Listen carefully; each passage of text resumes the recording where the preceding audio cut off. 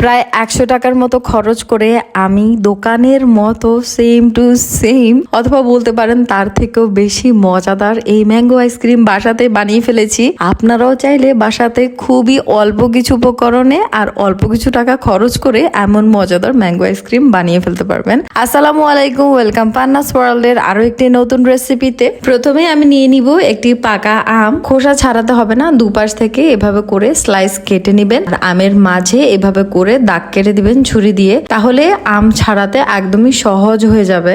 এবার সম্পূর্ণ আমগুলোকে আমরা খোসা থেকে আস্তে আস্তে করে ছাড়িয়ে নিব।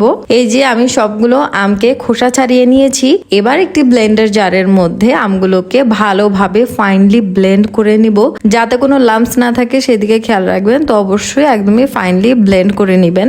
এই যে দেখতে পাচ্ছেন কতটা ফাইনলি ব্লেন্ড হয়ে গিয়েছে। এখানে আমি সম্পূর্ণ একটা আমি ব্লেন্ড করেছি। এখানে আমি 1 কাপ হুইপ ক্রিম নিয়েছি, এটার দাম পড়েছিল 250 টাকা। এখানে প্রায় 4 কাপের মতো হুইপ ক্রিম থাকে, তো আমি এখান থেকে 1 কাপ ব্যবহার করছি। এই হুইপ ক্রিমটা ডিপ ফ্রিজেই রাখতে হয়। দেখতে পাচ্ছেন এখানে কিন্তু একটু দলা পাকানো ছিল বরফের। এটা ঠান্ডা ঠান্ডা বিট করে নিলে খুব দ্রুতই ফোম তৈরি হয়ে যায়। আমি এটা ততক্ষণ পর্যন্ত বিট করে নিব যতক্ষণ পর্যন্ত এটা ঘন না হয়ে যাচ্ছে। এটা যখন ঘন হয়ে আসবে তখন এক পর্যায়ে এখানে অ্যাড করে দিব 1/4 কাপ চিনি। এই ক্রিমটার মধ্যে অলরেডি একটু মিষ্টি ছিল, তার জন্য আমি চিনি বেশি একটা ব্যবহার করছি না।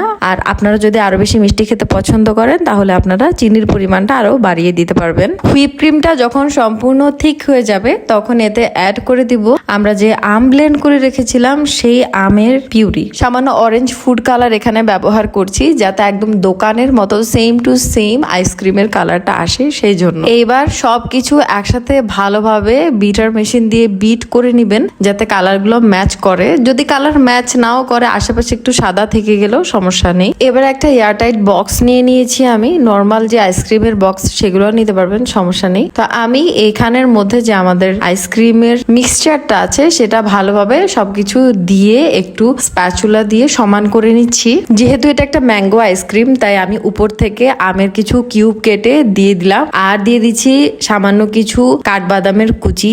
একটু খেতেও ভালো লাগবে তার জন্য দিয়ে দিলাম। একটু এগুলো হালকা হাতে আমি চেপে দিচ্ছি আইসক্রিমের ভেতরে। সামান্য একটু ক্লিনজ ওয়ার্প দিয়ে আইসক্রিমের উপরে একটু চেপে চেপে দিবেন, যাতে কোনো ক্রিস্টাল এখানে না জমে, অর্থাৎ কোনো বরফের লেয়ার যেন চলে না আসে আর এটা যেন একদমই ময়েস্ট থাকে। সেজন্য এটা দিয়ে এর উপরে আমি বক্সের ঢাকনা বেঁধে এটাকে ডিপ ফ্রিজে রেখে দিব মিনিমাম 8 থেকে 12 ঘন্টার জন্য।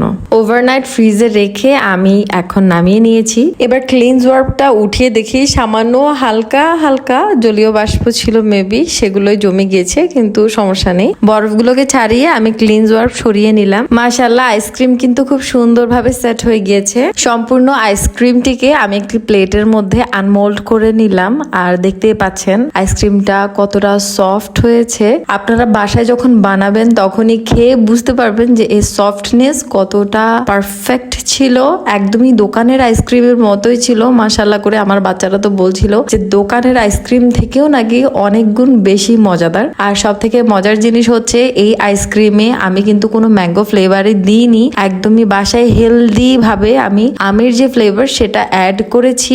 বাজার থেকে 300 টাকা খরচ করেও আপনি এমন মজাদার আর হেলদি আইসক্রিম তো মোটেও পাবেন না। আর আমি জাস্ট 100 টাকার মতোই হয়তো খরচ করেছি সর্বোচ্চ এই আইসক্রিম বানাতে। এই আইসক্রিমটি বানানো যেমন সহজ তেমনি সাশ্রয়ী। অবশ্যই বাসায় রেসিপিটি ট্রাই করবেন। আর রেসিপিটি যদি ভালো লেগে থাকে, do subscribe and follow me. আসসালামু আলাইকুম।